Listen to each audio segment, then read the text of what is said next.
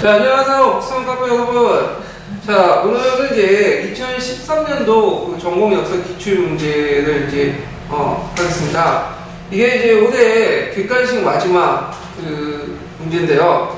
그래서 여러분들이 주관식 풀 때는 그렇게 큰 도움은 안 될 것 같아요. 그렇지만 거기에 나와 있는 그 예문이나 지문 하나하나가 나중에 주관식 형태로 해서 나올 수가 있고요.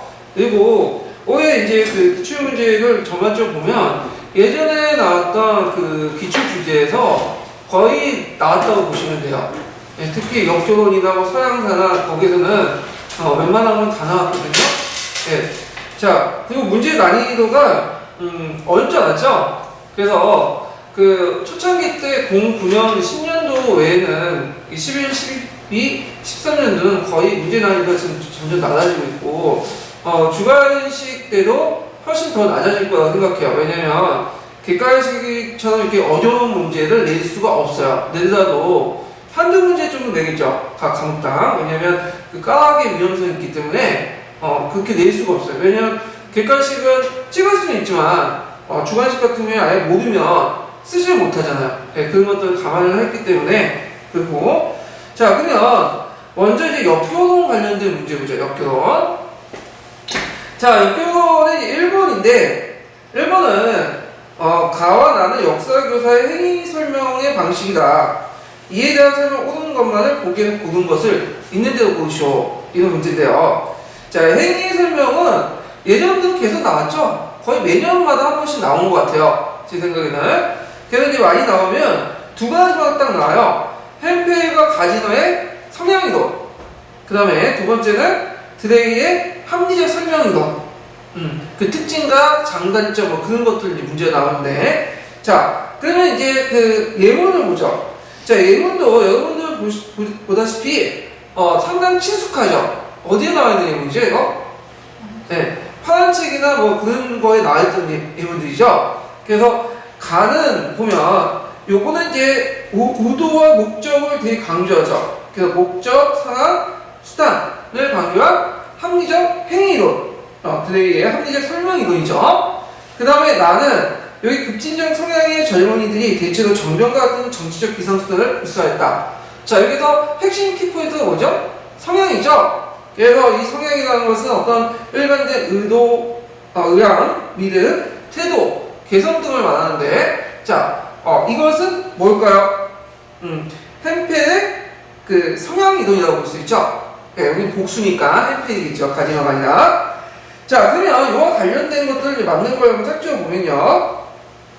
자, 뒤에 보면, 자, 역사적 상황과 역사적 행위자의 관점을 보여요. 어떤 행위를 하기는 합리적 이유를 밝히는 게 뭐죠? 그 사람 입장의 합리성을 따지는 것은 드레이의 합리적 설명 이론이죠. 네, 맞죠?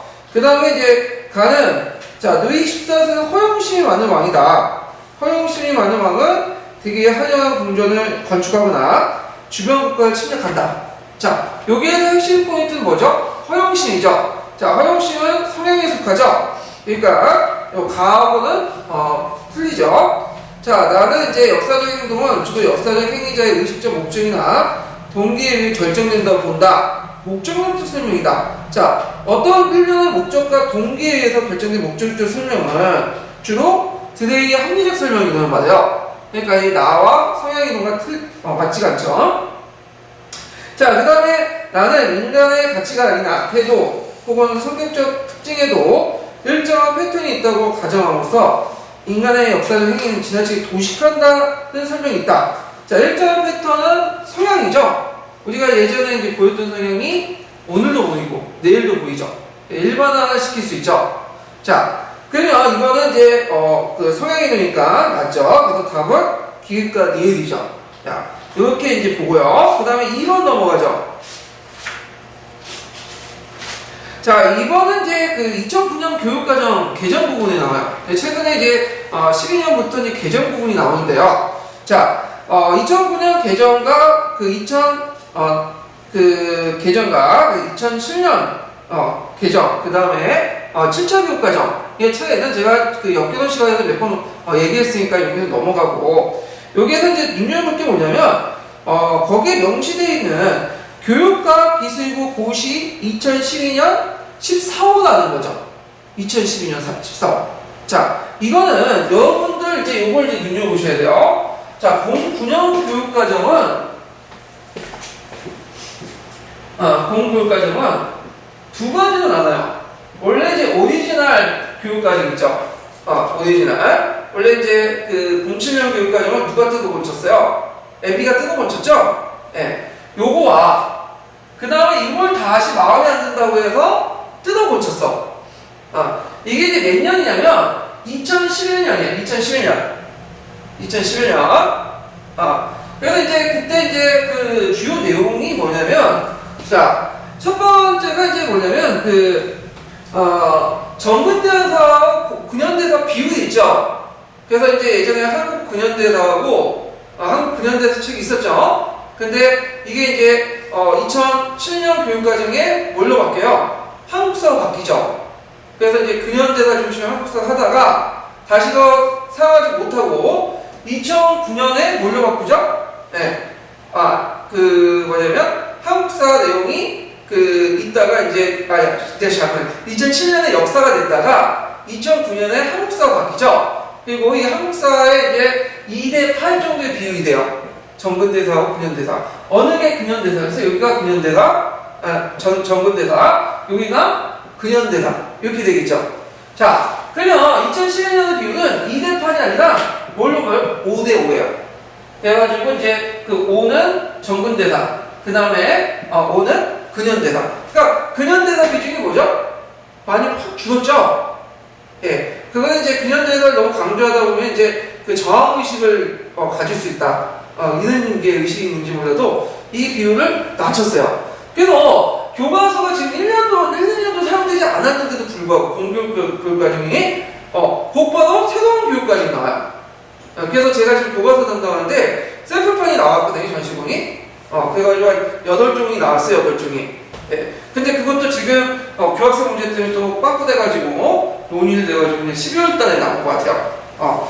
자, 그런데 여기서 이제 보는 건 뭐냐면 여기에서 2012 교육과정은 요 2011년에 개정된 내용을 공식화시킨 게 2012년이에요. 여기서 논의사항을. 그래서 요걸 이제 전부 고시로 해가지고 공부한 거야. 그러니까 종전의 09년 교육과정은 요거하고 헷갈릴 수가 있죠. 근데 문제는 요걸 11년 교육과정이라고 부르면 괜찮은데 정부에서 공문 내용과 교육체계 공문 내용을 보면 뭐라고 부르냐면 이걸 09년 교육과정 개정이라고 불러요. 예. 그러니까 종전의 개정하고 똑같아요, 명칭이. 다만 이제 고지 공시 내용이 다를 뿐이야. 그래서 요 책에서는 이게 용어상 헷갈릴 수가 있으니까 저희는 이거를 이제 그냥 11년 교육과정이라고 부르죠.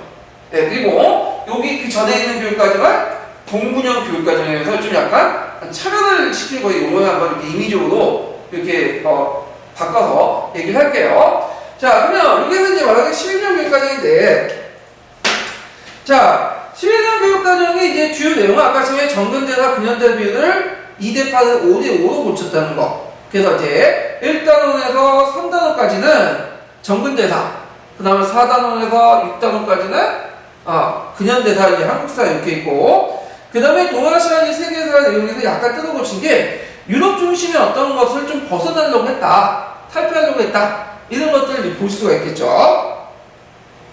자, 그러면 그 구체적인 내용을 보자. 기획을 보면 중학교 역사 과목은 내용 체계에서 한국사 영역과 세계사 영역 구분 없이 단원별로 통합하여 구성하였다. 틀렸죠? 여러분들 이제 중학교 역사, 기간제 교사하신 분들 좀 금방 알 수 있을 텐데, 그 중학교 역사 보면 한국사와 세계사가 뭐예요? 단원이 따로따로 떨어져 있어요. 융합형이 아니라 별개로 진행돼요. 예, 그래서 이거는 틀렸고. 자, 그래서 이면을 보면, 자, 고등학교 한국사 과목은 정치사, 문화사를 중심으로 내용을 구성함으로써 역사 학습에 대한 흥미를 유발해 창의적 사고를 표현했다. 좋은 말 같은데, 요것도 이제 틀린 게 뭐냐면, 보통 우리가 이제 그 내용 조직 방법에서 현재 이제 7차 교육과정, 7차 교육과정 개정에서 많이 적용하는 것이 환경학대법이죠. 환경학대법은 자기들 중심으로 해가지고 점점 가까운 데에서 먼 데들, 그 그 다음에 구체적인 것에서 추상적인 것을 이렇게 이제 지향하는 건데, 자, 여기에는 이제 우리나라에서 이제 보면 중학교 역사에서 되게 이제 그 많이 다루는 것이 뭐냐면 정치사죠. 정치사. 중학교 역사에서는. 예. 근데 이제 고등학교 넘어가면 사회경제사나 사상사나 대외관계사 등 좀 더 약간 그 추상적이고 복잡하고 약간 외연을 넓은 걸 달아요. 그러면 여기에서 이제 보면 정치사 부분이 틀렸죠? 정치사는 언제 다뤘죠? 고등학교 한국사가 아니라 중학교 역사에서 중점으로 다루죠. 물론 이제 한국사도 정치사를 언급하긴 하지만 그 비중이 확 다른 그 분야사보다 줄어들게 되죠. 자, 그래서 답이 이제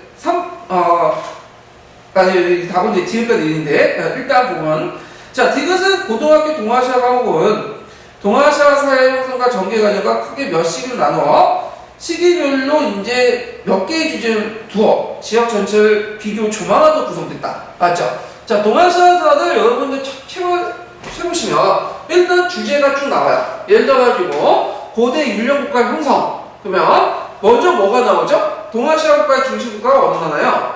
중국이죠. 그리고 중국의 율령의 어떤 형성 과정을 이제 쭉 얘기를 하고, 그와 관련되어 이제 이 율령 체제를 일본이나 조선이나 한국이나 베트남이 받아들였죠. 이게 적용하는데 어떤 점은 적극 수용했고 어떤 점은 또 특색 있게 발전시켰다. 그런 내용이 있어요. 그러니까 보편성과 특성을 또 강조하죠. 이것은 이제 이런 식으로 이제 구성이 되는데, 이것이 율령 체제라든지 뭐 대외관계라든지 종채권 관계라든지 이런 것들이 쭉 나와요. 주제별로. 그리고 거기 주제별로 함께 연대기별로 또 나와요. 시기별로. 주제와 연대기가 서로 연결되어 있거든요. 그러다 보면 좀 약간 책이 예민해. 좀 복잡해. 이게 세계사나 한국사처럼 딱 체계를 정리할 수가 없어. 왜냐면 이게 주제별로 또 다른 주제별만 다루는데 이게 연대기가 또 겹치다 보니까 예전에 했던 얘기를 또 한 번 더 하고 그 얘기를 또 한 번 또 되풀이하고, 그래서 상당히 이게 가르치기가 상당히 힘든 과목이 동아시아사거든요. 예. 자, 하여튼 이렇게 있고, 그 다음에 이제 그 고등학교 세계사 과목의 조직 원리 중에 하나의 인류 역사와 궁극적으로 하나의 세계를 통합해가는 역사관 관련 지역 세계를 사이에 상호관계를 조망한다. 맞죠? 자, 이 지역 세계라는 것은 뭐냐? 우리가 세계사 하는 관점이 뭘로 인식하냐면 지금 지구사죠. 지구사가 전체 세계사죠. 근데 이 지구사가 형성된, 지구사가 꼭 세계사라고 인식이 된 것은 언제 때부터죠? 16세기 때 지리산의 발견이야. 그럼 그 이전에는 세계사가 없었냐? 아니죠. 세계사가 있었어요. 왜냐하면 세계사라는 개념은 우리 역사뿐만 아니라 우리가 접촉할 수 있는 모든 민족과의 역사들이죠. 그런 관점에서 보면 나름대로 지금의 지구사보다는 약간 외연의 폭이 좁을 수는 있어도 세계사라는 게 있었다 그거죠. 그래서 요걸 이제 그 7절 교육과의 개정에서는 뭐라고 하냐면 지역세계라고. 지역세계. 예. 자, 그래서 있는데, 자, 여기에는 이제 어떻게 나왔냐? 뭐 동아시아, 서아시아, 인도, 유럽, 아메리카, 아프리카 등 이런 문화권별로 해서 지역세계가 나왔죠. 자, 그래갖고 있는 전지역적 접근 방법 이렇게 이제 있고, 또 지역세계관에 고입된 것이 아니라 나름대로 또 뭐죠? 서로 교류의 역사였죠. 그래서 단지역적 접근 방법을 또 했죠. 그래서 이제 그 세계화가 하나의 세계화가 아니라 여러 다문화의 세계화 이런 것들을 추구하는 것이 실제화 교육과정 개정의 주 내용이에요. 자, 여기에서 디귿과 리은과 관련된 것은 2009년 교육과정 그 2012년 14호 고시 내용이 있어요. 예, 그래서 입각에서 설명해 드린 거고, 요 부분의 전체 그 일부는 제가 실어가긴 실어왔지만 전체 본문 있죠? 그 본문 내용을 알고 싶으신 분은 그 카페에 들어가 보시면 그 2013년 기출분석방이 있어요. 예, 그 기출분석방에 2번 문제 가면 거기 첨부를 해놨거든요, 제가요. 예. 그 다음에 이제 그 교육과정 방향에 들어가면 또 있어요. 그러니까 그걸 참조하시면 될 것 같아요. 자, 그래가지고 이제 2번 문제 풀어갖고, 자, 3번 문제 들어가죠. 자, 21페이지.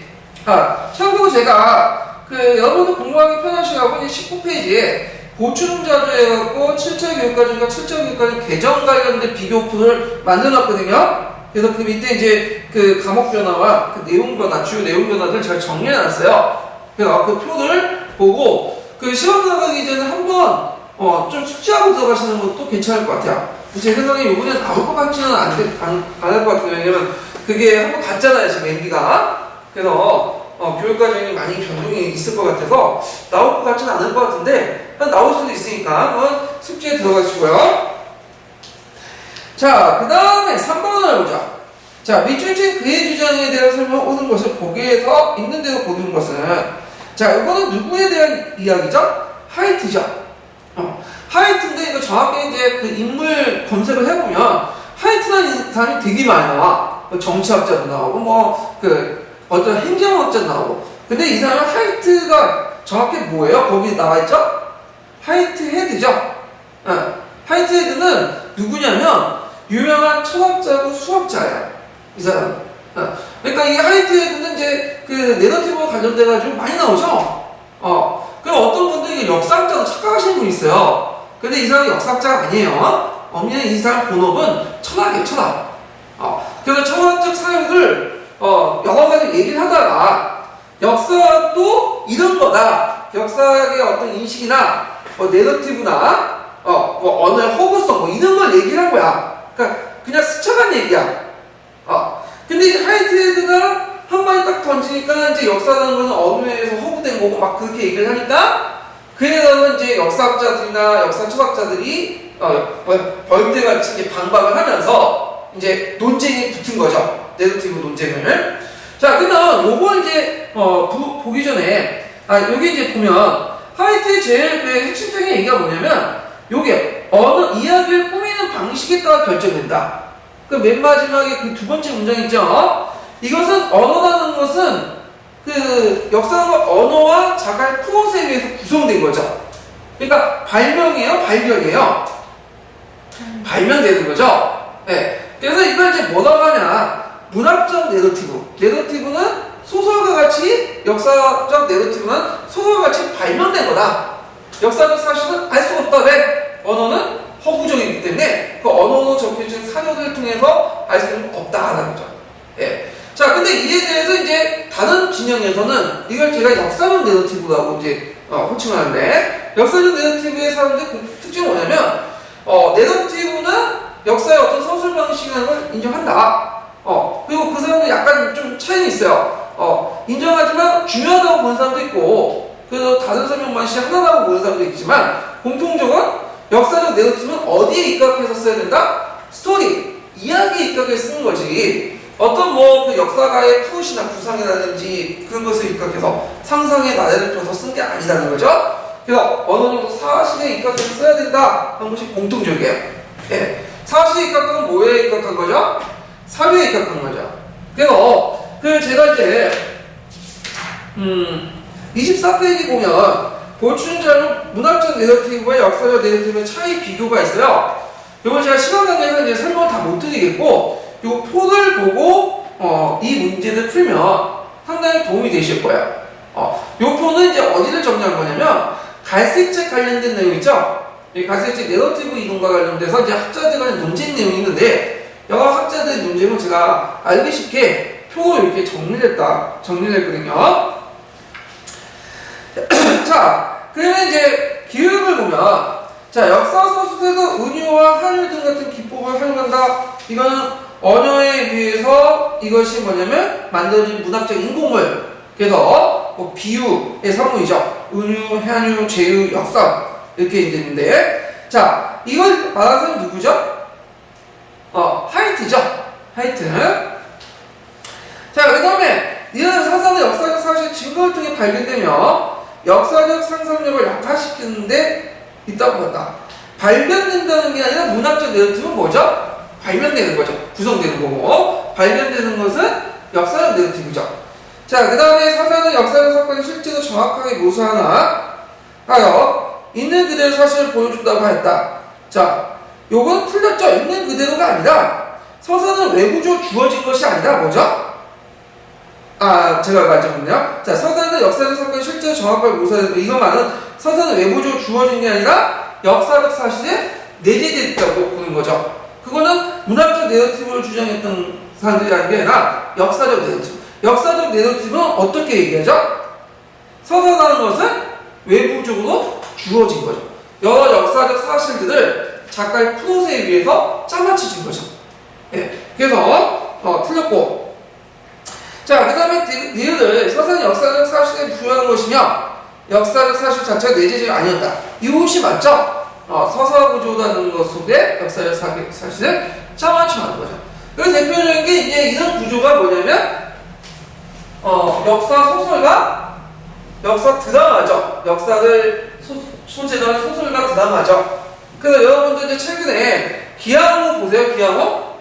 네. 기항호를 저는 이제 좀 보다가 안 봤는데, 기항호 보면 소재는 뭘로 다루고 있어요, 지금? 기항호를 다루고 있죠? 간혹가다 이제 사료와 관련된 내용도 맞아. 그렇지만 그걸 보고 역사적 사실이라고 말하는 사람 없어요. 왜? 누구의 머릿속에 나온 거예요? 작가의 머릿속에 프로를 미리 깔고 그와 관련된 것들을 치사 선택해서 해석을 한 거죠. 예. 그래서 황당무계한 소리도 되게 많아요. 예. 그것들은 역사적 내러티브가 아니라 무슨 내러티브죠? 문학적 내러티브죠. 예. 그래서 문학적 내러티브, 하이트와 헤드와 관련된 거는 기획하고 니을 이렇게 이제 보시면 될 것 같아요. 자, 그래서 이제 이렇게 이제 봤고요. 그 다음에 뒤에 넘어가서 4번을 보죠. 4번.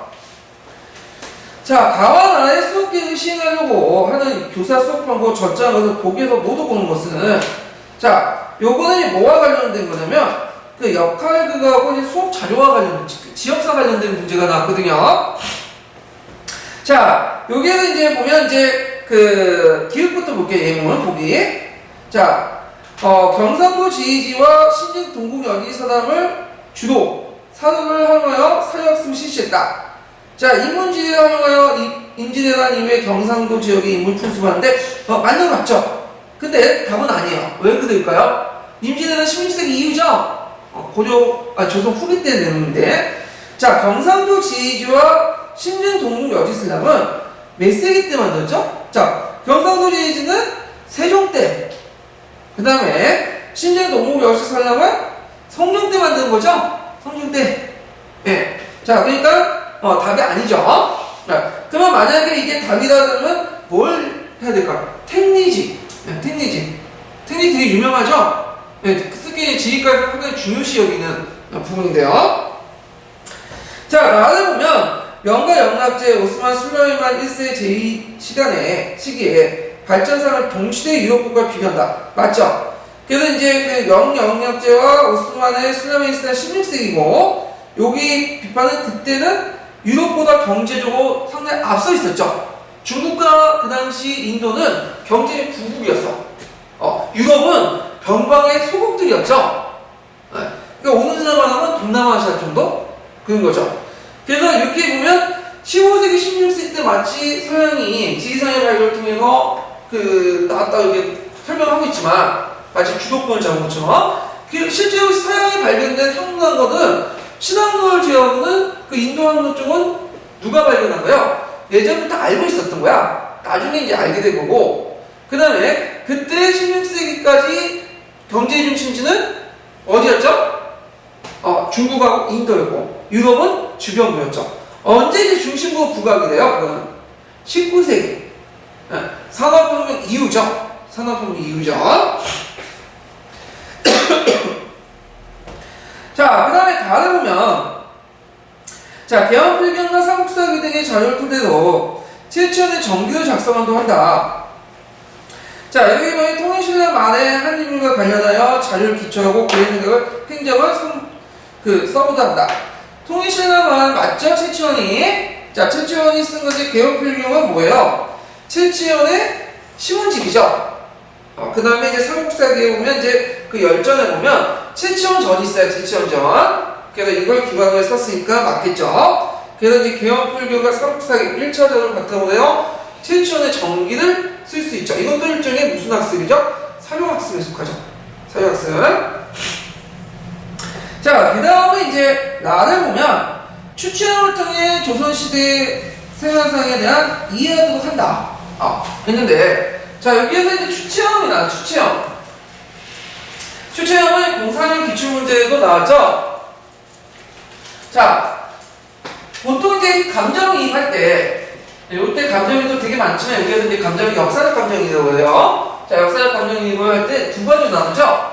하나는 추체형, 그 다음에 감정이입적 역사이해가 나오죠. 자, 이게 솔직히 개념상 명확히 구분될까 안 될까? 안 돼요. 이거 여러 그 책의 기본서로 보시면 알겠지만 이거 구분 안 된다고 돼 있어. 명확하게. 근데 이걸 가지고 굳이 뭐 차이점이 뭐냐 가지고 논쟁을 하면 안 되는 거죠. 네. 다만 이제 검은책이나 몇 개 보면 굳이 구별하자면 이런 단서를 걸고 구별을 약간 시도를 하는데, 자, 여기서 추체형이라는 것은 뭐죠? 감정이입을 자기가 직접 해보는 거야. 뭘로? 행동을 통해서. 행동을 통해서. 역할, 시뮬레이션, 뭐 역사 글쓰기, 이런 것들을 이제 통해서 자기가 직접 해보는 거예요. 이게 추체형이에요. 그러니까 공사적 기출문제에 나왔던 추체형이 요거죠. 근데 감정이입적 역사이해는 뭐죠? 머릿속에 상상을 통해서 해보는 거죠. 자기가 하는 게 아니라, 몸으로 하는 게 아니라 행동을 통해서 하는 거죠. 자, 그래서 감정이입적 역사에 비슷한 개념이 재현이라고 아시죠? 뭐 콜링우드의 재현. 이렇게 이제 근데 이거 가지고 무슨 답이 오냐 마냐는 논쟁 자체가 웃기는 거고, 저도 이때 시험을 봤어요. 저도 추천을 쓰지 않고 감정이입적 역사이해서 썼거든요. 맞았어요. 왜 맞았냐면 답이 딱 맞춘 거하고 딱 떨어져 나와. 그러니까 이거 구분 안 했어. 그 채점자들이. 그리고 재현이라는 견해도 있는데 저희가 동의하지 못하는 게 뭐냐면, 재현이라는 콜링우드가 처음 제시한 거 개념이거든요. 네. 근데 이 재현은 지금 역사 그 공사년 기출문제 물어보는 게 재현을 물어보는 게 아니라 지금 교수학습 사항 과정에서 물어보는 거예요. 그러면 감정이입적 이해나 추체형을 써야지 답이 돼. 물론 답이 어떻게 설정되는 건 정확히 보니까 재현도 답이 있어. 비슷한 맥락에서 말을 한 거니까. 근데 이건 재현이라는 건 콜링우드가 얘기하는데, 콜링우드는 역사학자예요? 역사 교육자예요? 뭐 하는 사람이에요? 이 사람은 지금 뭐죠? 이 사람은? 역사 철학자예요. 역사 교육학자가 아니야, 이 사람은. 그러니까 이 사람이 교수학습학원에 관련돼서 얘기했어요, 안 했어요? 절대 얘기 안 했어. 예. 그러니까 분야가 되는 거야, 이 사람은. 부분이 다른 거. 예. 자, 그래서 이렇게 이제 이해를 하시면 되는데, 만약에 이런 문제들이 나왔다면 별다르게 구분을 하라고 하지 않은 이상은 출제형을 쓰거나 감정이입적 역사이해를 쓰거나 다 맞아요. 예. 근데 이제 문제 지문을 봐가지고 굳이 이렇게 이제 구분을 하라고 하면 이렇게 이제 이해를 해서 쓰시면 될 것 같아요. 자, 그 다음에 이제, 그래서 이제 추천형 같은 경우는 자기 직접 해보니까 요게 이제 나와 관련된 지문이 뭘까요, 지금? 역할극이죠? 역할극. 그래서 역할극을 이제 세 가지 방식으로 역할극을 나는데, 자, 첫 번째는 연기자 선발 방식. 자, 연기자 선발 방식은 뭘까요? 지원자나 좀 뛰어나게 연기를 하는 사람들을 얘들 시켜갖고 어떤 주제를 연기하게 돼요. 그리고 나머지 학생들은 뭐가 되는 거죠? 관객이 되는 거죠. 자, 이런 방식이고요. 두 번째는 뭐냐면 같은 내용을 모든 별로 돌아가면서 하는 거야. 자, 예를 들어가지고 만점이라는 주제를 했어요. 그럼 어떤 사람, 어떤 팀이 만점만 계속하고 그 다음에 최초가 다른 놈이 그런 게 아니라 만점 좀 해봤다가 최초도 해보고 그 다음에 다른 어떤 인물들도 해보고, 그럼 뭐겠어요? 한 사람이 여러 역할을 하면서 다양한 점을 익힐 수 있겠죠? 이게 두 번째 방법이죠. 자, 세 번째 방법은 주제별로 몇 개는 한 개의 주제를 가지고 그 밑에 주제별로 역할을 이렇게 달리해보는 거야. 자, 예를 들어가지고 그 주제를 밑에 있고 몇 개의 소주제를 갖고 모든 형식으로 하는 건데, 예를 들어서 여기 위에 있는 게 있죠? 조선시대의 뭐 각계층의 생활 주제에 정해놓고 어떤 A조는 양반 생활을 하고, 그 다음 B조는 중인들의 생활하고, 상인들의 생활하고, 그 다음에 천민들의 생활하고, 이렇게 4개로 하는 방식이 세 번째 케이스죠. 자, 일단 이것도 역할극에 속하겠죠? 자, 역할극 시험 문제 많이 나오죠? 그러니까 녹색색을 좀 중심으로 보시고요. 그래서 답은 기울을 제가 니은, 디귿, 니은이 되겠죠? 자, 그 다음에 이제 5번을 보죠, 5번. 자, 5번을 보면 박교사의 수업 계획에 대한 설명을 작성한 것을 보기에서 있는 대로 보시죠. 자, 여기서 이제 내용은 뭐냐면, 그 아시아, 인도, 아프리카에 있는 동서변역, 뭐가 있죠? 초원길, 비단길, 바닷길 있죠. 인형 시험에 자주 나오는 부분이죠. 뭐 어떤 길에서 어떻게 조림됐고, 근데 여기에는 역사 교육과 관련된 나왔는데, 자, 여기에는 이제 강조되는 교육 조직 방식은 뭘까요? 7차 교육과정 개정에 나와 있는 간접적 접근 방식이죠. 지금 간접적 접근 방식에 대해서 물어보고 있어요. 자, 여기 보면 이제 기획, 로마가 비단기를 수입하기 위해서 파르티아를 통해 한국 교육했다는 사실을 수업 내용에 표현시킨다. 맞죠? 그때 이제 그 파르티아를 중국에서 뭐라고 하죠? 안식국이라고 하죠. 아르사케스가 이제 세웠다고 해서 이제 그 이름을 따서 안식국이라고 처음 하는데, 요때 이제 감행을 한 사람이 저기 어디까지 갔어요? 안식국까지 갔다가 로마 이제 가려고 하니까, 지중해가 뭐예요? 태풍이 많이 불고 뭐 바다가 험하고 해서 그래서 쫄아가지고 어떻게 돌아왔다. 그렇게 나와있고, 또 후한서에 보면 누가 후한 명제 때 안돈이라는 사람이 있어. 안돈. 예전에 한번 시험 문제 나왔죠? 그러니까 안돈이 뭘 갖다 바쳤다고 했어요? 뭐 상하라든지 이런 것들 다 갖다 바쳤다 이렇게 나왔는데, 제가 이제 이거 예전에 설명을 좀 잘못한 게 있어요. 기출문제 분석 때 좀 수정하면서 얘기할게요. 34페이지 볼까요? 자, 거기 이제 후한 명제 때 그 안돈이라고 했는데, 이 안돈은 로마 오형제 중에 하나죠. 근데 제가 예전에 안토니우스 피우스라고 얘기했죠. 네, 듣는 분들은 09년 때 나왔던 건데, 요거 이렇게 썼다가 좀 틀릴 가능성이 많아요. 왜냐면 교과서에 그 안돈이 나오거든요. 거기에 뭐라고 적혀있냐면 마르크스 아울레니우스 황제로 적혀있어요. 잘 찾아보세요. 그렇게 나와있어요. 교학서도 하고. 근데 거기에 이제 어디상까지 부상까지 나오더라고요. 여기 안돈, 마르크스 아울레니우스. 그리고 검색을 해도 마르크스 아울레니우스를 안돈이라고 해요. 직위연도도 거의 겹쳐있고. 그래서 제가 착각한 게 뭐냐면, 그러니까 안토니우스 피우스라고 하는 사람도 있긴 있는데, 이게 이제 왜 그러면 안돈이 이게 그렇듯하죠? 왜냐 안토니우스 피우스를 음치하는 게 안돈하고 비슷하잖아. 그런데 여기에는 보면 이 오형제는 세습이 아니라 뭐라고 했죠? 성향이라고 했죠. 일종의 훌륭한 사람 뽑아서 넘겨주는 거잖아. 근데 그냥 넘겨주는 게 아니라 양자를 삼았어요. 그러니까 전에 있던 황제가 뚱뚱한 얘들 데리고 와서 양자를 샀어. 그러니까 당연히 그 성은 뭐가 되겠어요? 안토니우스가 되겠죠. 안토니우스. 이해되시죠? 네. 그래서 그 성자가 안토니우스가 되는 거야. 안토니우스.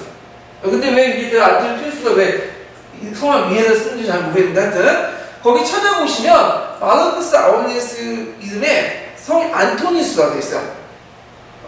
찾아보세요. 검색해보면. 그래서 이 왕조를 오형제를 뭐라고 하냐면 안토니우스 왕조라고 해요. 성 자체가 안토니우스야. 그러니까 시기상 안도는 성을 말하는 거야. 오형제 성들, 안토니우스 왕조의 성을 말하니까 시기적으로 마르크스 아울레니우스가 맞을 것 같아요. 그러니까 여러분들 물론 이런 문제는 안 나올 수 있겠지만 안돈이 누구냐 이렇게 하면 뭐라고 쓰시는 게 제일 답에 가깝죠? 마르크스 아울레니우스. 이게 좀 꼭 수정해서 들어주세요. 그래서 나중에 이제 제가 수정편 할 때 본점 낼 거예요. 자, 그 다음에 이제 다시 문제에 들어가서 니은을 보면 원을 여행한 마르코 폴로와 이분 바투타가 역참되는 기록을 남겼죠. 이게 교과서 나오는데 마르코 폴로는 동방경문론, 그 다음에 이분 바투타는 3대륙 교육에 남겼어요. 역참제는 굳이 내가 설명하는 거 아실 거예요. 이거는 기초적인 거니까. 자, 이 역참제가 이제 우리나라에도 영향을 미쳤어요. 그래서 우리나라도 고려시대 때 역참제가 있었다죠? 고려 정역 뭐냐면 정통 역참제가 있었는데, 그 원나라 썼기 때 고려의 역참제가 원나라식으로 개편됐어. 그래서 여러분들 이제 교과서에 보면 마패 나오죠, 마패. 마패 보이죠? 마패가 원래 우리나라 게 아니에요, 이게. 어디서 건너온 거죠? 원나라에서 시험을 실시했던 마패제도를 우리나라 고려 후기 때 그 역참제를 중국식으로 바꾸는 과정에서 나온 거야, 원나라식으로. 예. 자, 하여튼 이것도 이제 하니까 간접적 접근 방법, 그리고 상호 교류 역사를 이제 하고, 자, 동방고 내에 서로 연결되어 있던 지속 상호 작용을 통해 과학적인 변화를 가졌다고 벤티가 주장했다. 맞죠? 방구사죠. 그래서 정근대 시대 때 정치, 경제, 문화적 서로 연결되어 있는 그 방구끼리 연결돼갖고 동방구, 서방구, 오세아니도 나왔죠? 예. 그 동방구 안에 뭐도 포함되어 있죠? 아프리카. 예전에 유라시아라고 부르는데 유라시아 하면 뭐가 빠져요? 사하라 이남의 아프리카. 근데 아프리카도 많은 교류를 했죠. 아시아로 이동하고. 그래서 이들이 따로따로 놀다가 언제? 16세기 때 지리상의 발견을 통해서 이렇게 뭐냐면 하나 합쳐졌다. 이렇게 이제 얘기를 하고, 이거 19세기 가서 이제 유럽 중심의 그 세계 패권이 형성됐다. 이게 이제 벤틀리의 그 방구사의 주요 내용인데요. 참고로 제가 여러분 동양책 아시죠? 동양책 새로 나온 신종사기 중에 동양책에서 이거 되게 강조돼요. 방구사, 지구사, 그 다음에 상호 관련인데 특히 이제 그 지구사라는 개념이 상당히 나와요. 지구사. 제가 나중에 겨울방학 때 이제 특강 때 좀 할 텐데, 지구사 부분은 상당히 강조되는 부분이 있어요. 그래서 제가 올려놨거든요. 샘플반에 그 지구사 부분 있죠? 제가 정리해놨어요. 그래서 그 역사 특강 신청 운영반에 가보시면 그 한글자로 올려놨거든요. 그 한번 나올 수 있을 것 같아서 제가 한번 정리를 빨리 해가지고 올려놨는데, 외우지는 않더라도 한번 개념 정도는 파악하고 들어가세요. 그게 좀 좋을 것 같아요. 자, 그 다음에 이제 니은을 보면 국가 단위의 사건을 설명하면서 한 국가의 세계적으로 원한지를 찾아내게 되는데 그 국가의 내재적 발전의 요인을 작용한다 본다. 자, 이거 맞을까요? 틀릴까요? 네, 이거 틀리죠? 이거는 문제점이죠. 이게 뭐냐면 단점이죠. 상호 교류의 역사는 상호 교류를 되게 강조했기 때문에 어떤 특정한 문화권이나 국가 단위의 발전상을 제대로 다루지 못하죠. 문제점이요. 그 다음에 국가 단위의 어떤 내재적인 어떤 발전을 다루지 못하고 국가의 어떤 것들이 국가의 역사 발전이 뭐에 의해서 결정된다? 외부적 요인에 의해서. 이게 문제점이에요. 그래서 만약에 간접적 접근 방법의 문제점을 써라 하면 이 두 가지를 외워서 쓰셔야 돼요. 그럼 어떻게 보완할 것이냐 이렇게 물어볼 수가 있겠지. 또 문제에 어떻게 답변해야 되겠죠? 갈색체에 나와 있는데 두 가지 방법, 비교사적, 문화권적 방법을 통해서 보완한다. 꼭 외워두세요. 네, 최근에 간접적 보완이 나뉘기 때문에 이런 식으로 물어볼 수가 있어요. 네.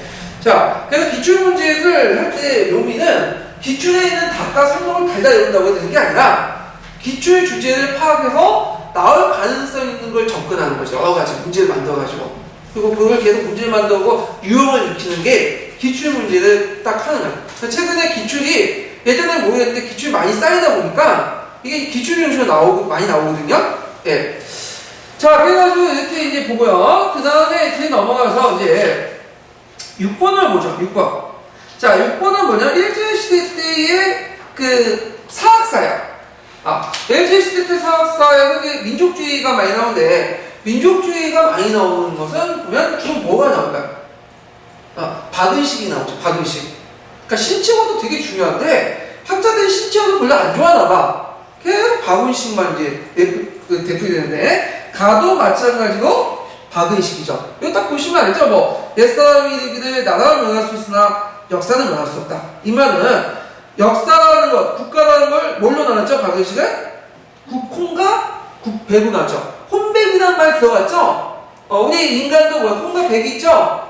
죽은 후에 백은 죽어도 혼은 한 4대 동안은 계속 살아있잖아요. 마찬가지로 국가로 혼이 있어. 이 국혼에는 뭐가 들어가죠? 국어, 국문, 국사 이런 것들이 들어가고 백이라는 건 상당히 물질적인 거죠. 보이는 거. 그러니까 정보, 그 기계, 물질적인 거. 그렇지만 백은 죽어도 혼이 계속 살아있으면 언제가 우리가 일종의 나라를 찾을 것이다. 일종의 이런 내용인데 그 다음 나는 이제 뭐죠? 요거 이제 처음 나왔죠?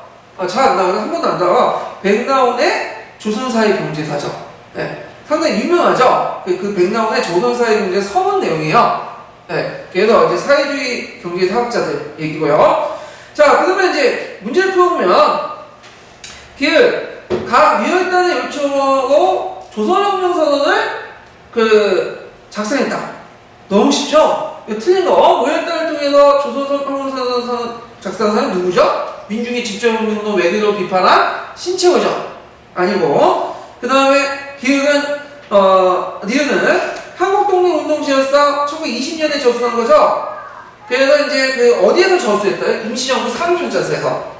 예. 그래갖고 임시정부 사료전자서에서 뭐냐면 편찬한 그 내용인데 자, 그것을 이제 그 내용이고 상당히 이제 예전에 부정적으로 인식했던 그런 민족 독립 운동사를 상당히 긍정적으로 인식했다.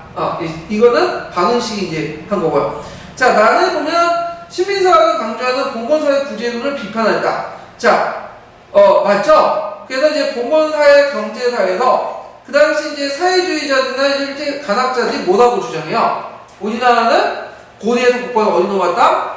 근현대에 넘어갔다. 그래서 역사가 정체됐고 중세라는 게 없었다. 이렇게 부정하죠. 근데 이에 대해서 그 박은식만은 뭐라고 주장하죠? 우리나라도 어떤 이론적인 어떤 발전 기도와 똑같이 같다. 이것과 같이. 그리고 우리가 이제 그 생각했던 아시아적 생산 방식 있죠? 이 아시아 생산 방식을 고대의 어떤 정체성의 근거 보는데 이 사람은 뭘로 보죠? 중세의 특징으로 보죠. 고대로 보는 게 아니라 이 사람 중세의 특징으로 봐. 그래서 아시아적 생산 방식을 어떻게 규정짓죠? 예, 토지 국유제와 중앙집권적 관료제도 규정짓죠. 그래서 우리도 중세라는 게 있었다. 그리고 이거는 고려시대다. 이렇게 규정짓죠. 자, 그래가지고 이런 내용이니까 맞고요. 자, 그 다음에 니들을 보면 나는 진단학교에 설립하고 개별사실 엄격한 고정을 했다. 자, 이건 누구죠? 이병도를 중심으로 한 이병도를 중심으로 한 뭐예요? 진단학회. 그래서 진단학부를 발표하고 이 사람들이 되게 실증론을 강조하죠. 실증론. 네. 그래서 근데 이 사람들 문제점이 뭘까요? 민족의 어떤 역사적 상황을 제대로 인식하지 못하고 독립운동을 안 했다는 거죠. 네. 근데 이제 나중에 우리나라의 주요 학파들이 이제 그 문헌보존학파 사람들이죠. 이렇게 영향을 받는 거죠. 자, 그래서 답이 니은하고 디귿이죠. 자, 그래서 답이 3번이 되고요. 제가 이제 중간중간에 오타들이 있어가지고 오타들을 수정을 했는데 여기 강의 중에 오타 1개 맞을 수는 없고 자, 내용만 틀린 것만 좀 얘기할게요. 내용만. 그러니까 그 밑에 인터넷에 그 수정 사항이 있고 제가 수정걸 또 올릴 거거든요. 그거 참조하세요. 자, 그 다음에 뒤에 넘어가서 이제 7번 문제 보죠. 7번. 자, 김교사와 이교사의 이제 수업 내용에 따른 수업을 통한 적절한 것을 보기에 있는데 보시오. 자, 김교사의 얘기 보면 한국에 관해서 얘기하는데, 자, 한국의 여러 가지 문제점을 얘기하고, 만약 여러분들이 이 시대에 태어난 백성은 어떻게 했을까요? 뭐죠? 감정이입이죠? 예, 감정이입. 자, 그 다음에 이교사에 보면, 자, 이교사는 토지제도 개혁에 대해서 중산주의, 중공의주의 얘기하고, 중상주의와 중농주의 얘기하고, 요 중간 문장에 보면, 이 시간의 사회를 통해 이들의 주장과 공통점의 차이점을, 자, 공통점과 차이점 하도 많이 나오죠? 비교학습. 예. 자, 중상주의와 중농주의 비교학습. 이렇게 이제 보시면 되겠죠? 주태방안. 자, 김교사는 학생들에게 한국 운영에 물리한 사례를 한국총정을 조사했다. 한국총정은 16세 미만의 어린아이들에게 공포에 넣어 부풀 징수하는 거야. 이거는 한국하고 관련 없죠? 군역하고 관련된 거죠? 그래서 이제 한국하고 관련된 건 반작, 허유 뭐 이런 것도 있어요. 이 관련된 내용들은 그 뒤에 설명이 있으니까 참조를 하시고요. 자, 그 다음에 이를 보면 김교사가 학생들 역사적 인물에 대한 글쓰기를 통해서 그 조선기의 사람들의 생각을 이해한다. 맞죠? 역사적 인물의 글쓰기 교수학습 방법 있죠? 예. 그래가지고 그 글쓰기 수업에서 이제 크게 역사적 입장의 글쓰기, 제3자의 입장에서 글쓰기, 그 다음에 역사적 인물 글쓰기 세 가지가 내용이 있어요. 요 부분은 그 녹색책에 있으니까 이제 그 안에 있는 제가 설명을 다 해놨거든요. 분석 내용 참조하시면 될 것 같아요. 그래서 감정이입을 할 수 있다. 자, 그 다음 디귿은 학생들의 반개수과 국학에 수록된 내용을 비교하다. 절제하죠. 반개수는 누가 졌죠? 중농주의 학파인 유영호. 그 다음에 국학에는 중상주의 박재가가 졌죠. 이렇게 비교가 가능하죠. 자, 그 다음에 이 교사는 학생들에게 시작된 주장을 제시하고 공통된 토대를 통해서 시작의 개념을 추천한다. 맞죠? 개념 형성하고 관련되죠? 개념은 여러 가지 다양한 속에서 하나의 기준을 잡아서 공통된 뽑아내는 것을 개념이라고 하죠. 자, 그래서 니은, 디귿, 리을 답이 5번이 되겠죠. 문제가 되게 쉬워요. 자, 그 다음에 이제 뒤에 넘어가서 8번을 보죠. 8번. 자, 8번을 보면 다음은 김교사의 교사학습 지도안이다. 밑줄친 기획과 민원에 대한 설명으로 오는 것은 뭐 교공복화가 나오고 강개토 대학비가 있고 이런 것들인데, 자 자료훈련상 1차선, 2차선에 속한다. 이거 금방 이해하죠. 교공복화는 그게 이제 사료 비판은 있지만 역사 자료에서도 이게 1차 자료예요, 2차 자료예요.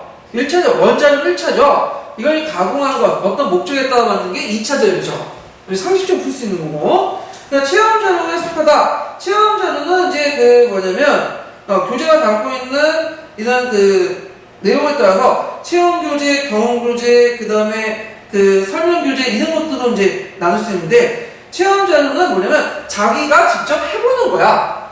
그러니까 우리가 뭐 농활 간다고 하죠. 이렇게 직접 자기가 좀 해봐가지고 느끼는 거야, 스스로. 그건 관련이 없죠, 이거는. 주로 여기에서 이제 관련된 것은 이제 자료교재. 원사에서 자료교재나 경험교재인데, 감각기관을 통해서 볼 수 있는 거. 우리가 이제 여기에서 이제 고분복화도 일종의 시각을 통해서 보죠. 요게 이제 범주에 속하겠죠. 그래서 이거는 역사학습의 어떤 분류를 좀 인식을 하는데, 굳이 이거 못 봐도 금방 나오죠, 걸려서. 네. 자, 그 다음에 니은을 보면, 강개토 대학비에 보면, 여기 한국사 지식이 좀 필요한데, 자, 고구려 원토가 아산만에서 영일만까지 있었다는 기록을 들어있다. 안 들어있죠? 어디죠, 이거는? 중원 고구려 비문학 하거든요. 중원 고구려 비문. 그 다음에 디귿을 보면, 자, 문제될 기억에 여러 각도 사고할 수 있는 유형이십니다. 비석이 어느 왕 때 만들어졌을까요? 여러분 답변해보세요. 뭐죠? 장수화. 딱 한 마디 나오죠? 뭐에 가죠?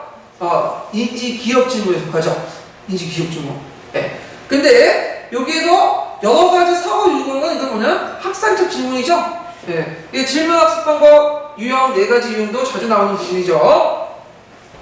자, 그 다음에 니을 보면 장수왕이 신라 영토를 점령했던 내용을 글자로 새겨졌다. 경종호초 맞죠? 너무 쉽죠? 네. 국감상, 강개토, 호태용, 이게 나와있죠? 호우청 안에, 그게 나와있는 호우명 안에.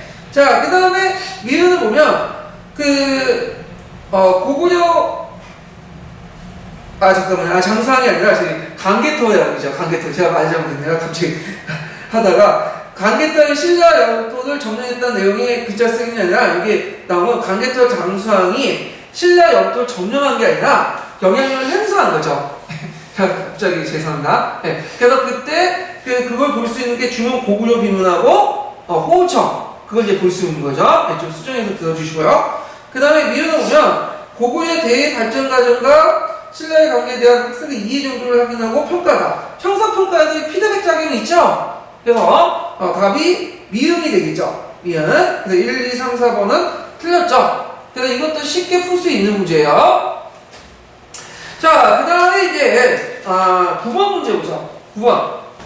자, 이 중학교 역사 시험에서 이제 가해 평가 문항에 대한 평가 분석 결과와 나처럼 나타났다고 할 때 이와 관련한 설명 옳은 것을 보기에 고른 것은, 자, 이거는 이제 역사 신문이 제작되고 그 안에 이제 연표학습까지 같이 한 건데, 자, 여기에는 이제 기억을 보면 신문 형식의 만들기 학습단의 소재로 문항을 구성했다? 맞죠? 여기 앞에 역사 신문이 되어 있으니까. 그 다음에 디귿을 보면 역사적 사실 간의 종적 행적 관련성을 파악하는 데 유용한 자도 맞죠? 연표학습이죠. 종적은 어떻게 파악하죠? 우리나라 역사, 임진왜란부터 해가지고 숙적의 지기까지. 행적은 그때 일본은 뭐 했고, 누드와치가 뭐 했고, 후보는 뭐 했고, 행적을 알 수 있죠? 그래서 그 연표학습의 장점에 속하는 거죠. 자, 그 다음에 이제 니은하고 리은은 오다지 매력과 이와 관련된 내용들인데, 제가 이걸 저도 수학을 잘 못하기 때문에 산술적으로 제가 설명을 못 드려요. 여러분들 저도. 그래갖고 요 내용은 어떤 분이 이걸 설명을 대신해 줬어요. 그래서 분석 내용이 적어놨거든요. 그걸 좀 보시고요. 제가 이제 평가책인데 여기에 이제 9번 문제가 의미가 있는 게 뭐냐면, 여러분들 신종 사기 중에 평가책 있죠? 평가책. 네. 평가책인데 이 평가책이 이제 나왔다 해서 의미가 있는데, 근데 제 생각에는 평가책에도 나왔지만 물론 평가책에서 잘 보면 자세히 나왔어요. 근거도 평가책에 잡고. 근데 녹색책에도 있는 내용이거든요. 녹색책 찾아보면 다 나와 있는 거야. 예. 그래서 이걸 독세책이 나왔나 평가책, 그러니까 신중사기가 요것 때문에 나왔다고 받을 수는 없어요. 예. 그래가지고 이제 이렇게 보는데, 하여튼 문제가 이걸 계산하지 않아도 이미 걸러져 나왔기 때문에 특별한 어려운 건 없을 것 같아요. 요거는요. 예. 그래서 답이 2번이 되고, 이 평가 부분은 이제 이런 계산 문제가 나올까 안 나올까는 잘 모르겠어요, 저도요. 근데 안 나올 것 같아요. 왜냐면 문제 수가 줄어들고 있고, 특히 이제 역사 교육학자들이 자기들 교육학자로 보는 걸 별로 안 좋아하거든요. 예, 뭔가 교육학에 대해서 특이한 걸 뭔가 차별화시키려고 하는 사람들이기 때문에 요거 평가 문제를 자주 나면 자기가 뭐가 되는 거야? 역사 교육학자가 아니라 일반 교육학이 되는 거고, 애들이 주장하는 그 역사 교육학의 정체성이 어떻게 되죠? 없어지는 거죠. 그러다 보니까 이런 정서가 있기 때문에 내기가 좀 힘들 것 같다. 제 개인적인 생각이에요. 자, 그래서 그렇지만 일단 나왔기 때문에 제가 평가책 부분에 대해서 그 관련된 거 있죠? 운항지 매력, 오답지 매력도라든지 변별도라든지 신뢰도, 그 항목들이 있어요. 그걸 평가책에 있는 내용을 제가 그 정리를 해놨거든요. 네, 그래갖고 그때 이제 아까 말한 것처럼 셀프판이 있으니까 보시고, 아마 이거는 수학을 잘하거나 교육학 있죠, 교육학. 교육 통계나 뭐 이런 것들 되게 잘하시는 분들이 오히려 더 잘 풀